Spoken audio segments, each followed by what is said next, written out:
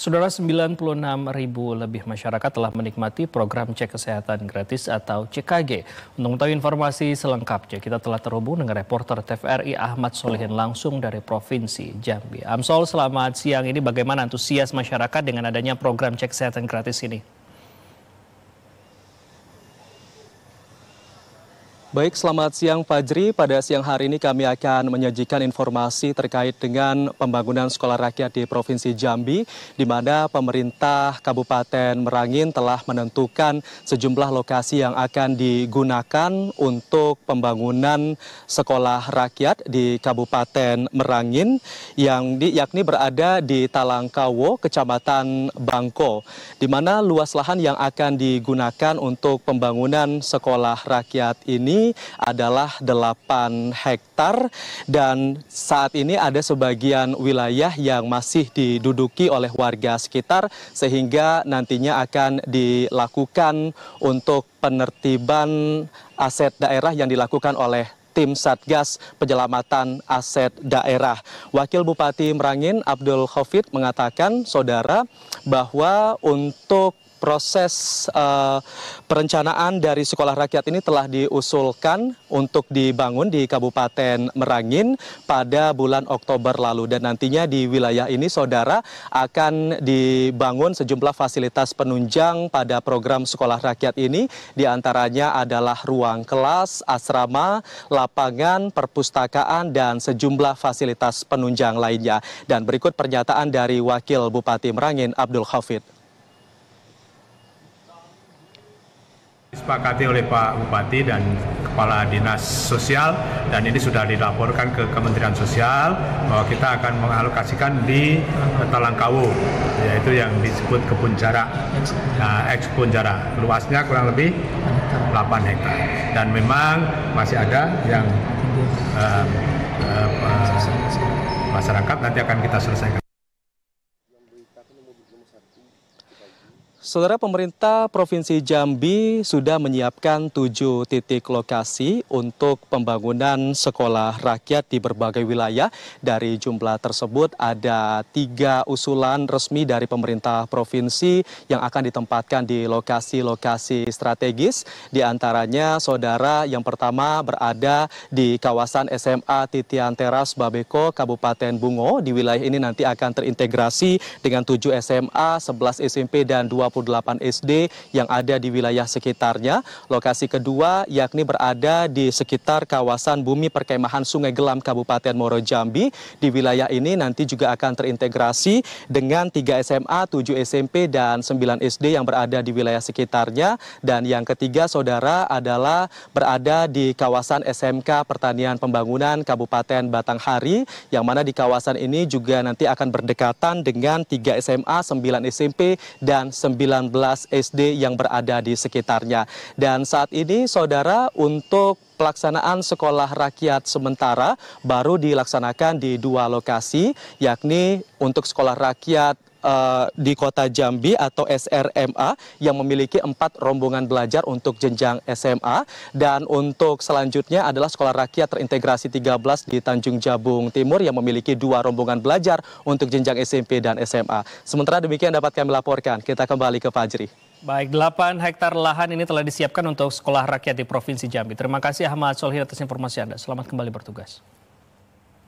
Saudara, Posyandu menjadi salah satu pilar utama dalam keberhasilan program makan bergizi gratis.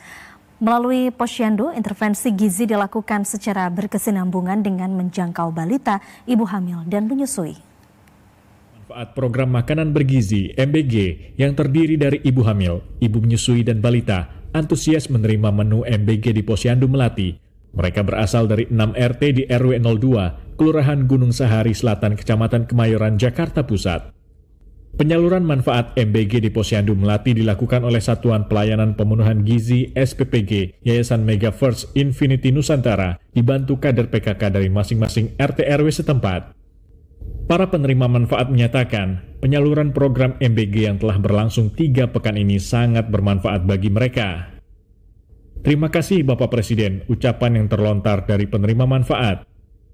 Senang karena merasa terbantu dengan pemenuhan gizi, dengan menu yang berbeda tiap hari, jadi tidak bosan. Terima kasih Pak Presiden MBG-nya. Penyaluran manfaat MBG bagi ibu hamil, menyusui, dan balita di Posyandu wajib dilakukan oleh setiap SPPG.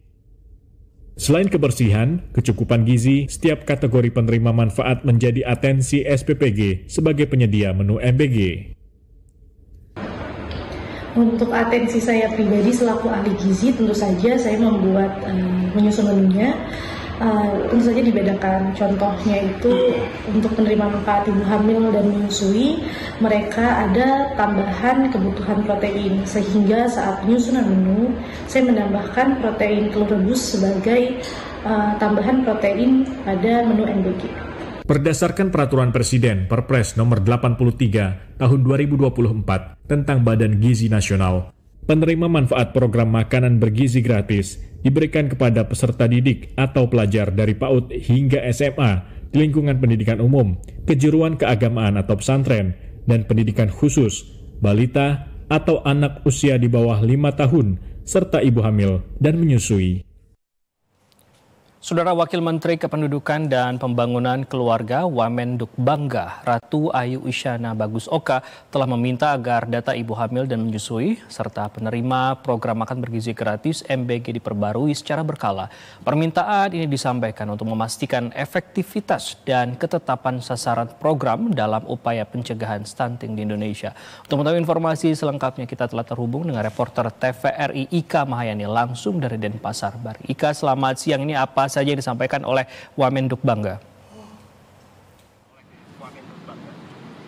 Ya, selamat siang Fajri dan tentunya juga saudara. Wakil Menteri Kependudukan dan Keluarga, maksud kami Pembangunan Keluarga, Ratu Ayu Isyana Bagus Oka, mendesak agar data ibu hamil dan menyusui penerima manfaat dari program makan bergizi gratis atau MBG di Kabupaten Karangasem untuk dapat terus diperbaharui dan tentunya secara berkala dan juga valid.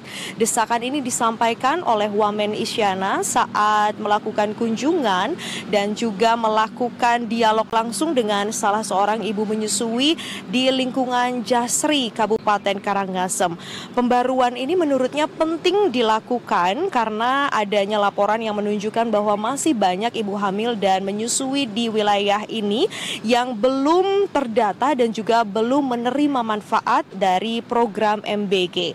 Meski demikian, Wamen Isyana juga mengungkapkan bahwa saat ini di Kabupaten Karangasem ini baru ada 7 satuan pelayanan pemenuhan gizi atau SPPG. Jumlah ini tentunya dinilai belum mencukupi untuk menjangkau seluruh penerima manfaat di wilayah ini karena masih ada beberapa kecamatan yang masih belum memiliki fasilitas SPPG. Dan berikut kita akan dengarkan bersama pernyataan dari Wakil Menteri Kependudukan dan Pembangunan Keluarga Isyana Bagus Oka. Kalau untuk ibu hamil, ibu menyusui, balita non PAUD, memang dari 7 SPPG yang ada di Kabupaten Karangasem ini kan juga belum memenuhi seluruh masyarakat. Dari 7 ini juga belum semuanya melayani ibu hamil, ibu menyusui, dan balita non PAUD. Kedepannya tentu saja akan lebih didorong lagi untuk masing-masing SPPG untuk mengalokasikan 10% dari total penerima manfaat di SPPG itu. 10%-nya adalah ibu hamil, ibu menyusui, dan balita non PAUD. Ya, selain itu, Saudara Wakil Menteri Isyana Bagus Oka juga meminta SPPG Dapur MBG di Kabupaten Karangasem ini untuk mengalokasikan 10% penerima manfaat dari MBG ini untuk ibu hamil dan menyusui. Langkah ini penting untuk dilakukan karena 1000 hari pertama kehidupan ini merupakan tahapan atau masa yang sangat krusial dalam upaya pencegahan stunting. Demikian informasi yang dapat kami sampaikan kembali ke Anda, Fajri. Baik, Ika Mahayani, terima kasih atas informasi Anda dari Denpasar, Bali. Selamat kembali bertugas. Badan Gizi Nasional BGN memastikan agar semua satuan pelayanan pemenuhan gizi atau SPPG di seluruh Indonesia segera memiliki sertifikat layak hygiene sanitasi atau SLHS. Di Kabupaten Biren Aceh, penilaian SLHS masih terus berjalan. Untuk mengetahui informasi selengkapnya, kita telah terhubung dengan reporter TVRI Doni Wijaya langsung dari Provinsi Aceh. Doni, selamat siang. Bagaimana kesiapan dapur MBG di Kabupaten Biren saat ini?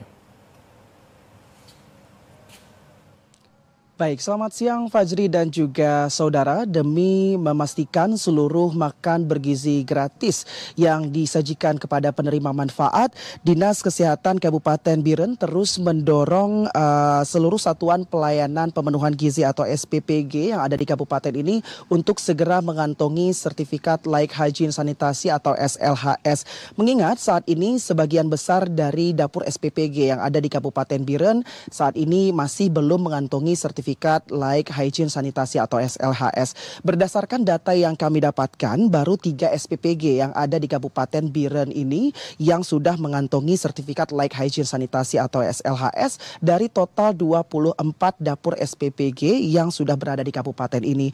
Untuk memenuhi kelengkapan tersebut, proses penilaian terus dilakukan oleh Dinas Kesehatan Kabupaten Biren dan penilaian ini dilakukan secara bertahap dan juga yang dinilai adalah kelayakan dari dapur tersebut meliputi lingkungan dapur dan juga pemeriksaan kebersihan dapur, sanitasi lingkungan dan juga kelayakan dari anggota pengelola makanan bergizi gratis. Meski sebagian besar SPPG belum mengantongi sertifikat layak higienis atau SLHS, namun proses penyajian selama ini terus diawasi dengan ketat oleh Dinas Kesehatan Kabupaten Biren untuk memastikan bahwa MBG yang diberikan kepada penerima manfaat saat ini benar-benar layak untuk dikonsumsi dan juga bergizi. Dinas Kesehatan Kabupaten Biren juga terus melakukan pembinaan tentunya dan juga edukasi kepada masing-masing satuan pelayanan pemenuhan gizi atau SPPG untuk dapat memenuhi standar hygiene dan sanitasi yang diperlukan, tentunya untuk memberikan jaminan kepada masyarakat agar makan bergizi gratis yang disajikan benar-benar untuk dikonsumsi secara aman dan juga bergizi tentunya. Dan Dinas Kesehatan Kabupaten Biren juga berharap bahwa seluruh SPPG yang ada di kabupaten ini untuk segera dapat melengkapi SLHS dalam waktu dekat. Demikian informasi yang dapat kami sampaikan langsung dari Provinsi Aceh. Kita kembali ke Jakarta. Fajri. Baik, Doni Wijaya, terima kasih atas informasi Anda. Selamat kembali bertugas. Kita beralih ke informasi berikutnya. Saudara Menteri Transmigrasi Muhammad Iftitah Sulaiman Surya Nagara bertakziah dan tabur bunga di makam Abdul Rohid di Desa Kalitengah, Kecamatan Tanggul Angin, Kabupaten Sidoarjo, Jawa Timur. Abdul Rohid merupakan salah satu anggota tim ekspedisi Patriot yang gugur dalam tugas di kawasan Bahari Tomini, Kabupaten Parigi Mutong, Provinsi Sulawesi Tengah. Abdul Rohid yang merupakan mahasiswa teknik instrumentasi Fakultas Vokasi Institut Teknologi 10 November Surabaya yang juga salah satu anggota tim ekspedisi Patriot meninggal dunia pada hari Senin sore setelah dirawat di rumah sakit di Surabaya. Menteri Transmigrasi Muhammad Iftitah Sulaiman Surya Nagara mengatakan beberapa waktu lalu Abdul Rohid dievakuasi dari tempatnya mengabdi bersama tim ekspedisi Patriot di daerah Bahari Tomini, Kabupaten Parigi Mutong, Provinsi Sulawesi Tengah karena sakit. Namun setelah dirawat di Surabaya, Abdul Rohid meninggal dunia pada Senin sore. Atas dedikasinya, Kementerian Transmigrasi menganugerahkan gelar Patriot Transmigrasi kepada almarhum Abdul Rohid. Perwakilan Institut Teknologi 10 November Surabaya juga menganugerahkan gelar sarjana kepada almarhum yang rencananya mengikuti wisuda pada bulan Maret 2026 mendatang. Menteri Transmigrasi Muhammad Iftitah Sulaiman juga menjamin adik almarhum yang saat ini bersekolah di SMK bisa meneruskan pendidikan hingga lulus sarjana sesuai wasiat almarhum sebelum meninggal. Almarhum Abdul Rohid merupakan sosok muda yang hebat karena memilih jalan pengabdian datang ke kawasan transmigrasi untuk membangun, belajar, dan berbagi untuk mengembangkan ekonomi di kawasan transmigrasi. Ia percaya masa depan Indonesia juga tumbuh dari daerah pelosok. Almarhum adalah anggota tim ekspedisi Patriot 11 yang sedang melakukan riset dan pemetaan potensi ekonomi di kawasan transmigrasi Tomini, Bahari Raya, Sulawesi Tengah, yang cukup membanggakan dan bisa menjadi inspirasi untuk para generasi muda Indonesia adalah sesungguhnya almarhum itu harusnya bulan September yang lalu sudah diwisuda di ITS. Tapi bulan Agustus almarhum memutuskan untuk bergabung dengan tim Ekspedisi Patriot, memberikan kontribusi nyata kepada bangsa dan negara, membantu masyarakat kita yang berada di 154 kawasan transmigrasi di seluruh Indonesia. Ekspedisi Patriot adalah program strategis dari Kementerian Transmigrasi untuk mengembangkan kawasan transmigrasi di seluruh Indonesia yang dimulai pada tahun 2025. Program ini melibatkan tim peneliti muda untuk memetakan potensi ekonomi, mengidentifikasi komoditas unggulan, dan merumuskan strategi pengembangan di berbagai kawasan transmigrasi dengan tujuan mengubahnya menjadi pusat pertumbuhan ekonomi baru. Dari Sidoarjo, Jawa Timur, Kristiono melaporkan.